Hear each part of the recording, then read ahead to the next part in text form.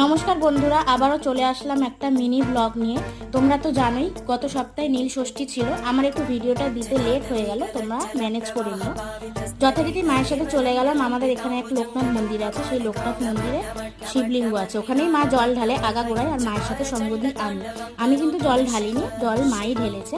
মন্দিরে ঢুকেই দেখি পাড়ার এক জেঠু শরবত দান করছে। শরবত দেওয়ার পর সেই ক্লিপ কিছুটা তুলে নিলাম। ক্লিপ তুলে নিয়ে আমাদের যে লোকনাথ বাবার কিছু ক্লিপ তুলে নিলাম। দেন চলে গেলাম সেই মহাদেবের কাছে। মহাদেবের মাথায় মা জল ঢালছে। মহাদেবের মাথায় জল ঢেলে মা সোজা চলে গেল।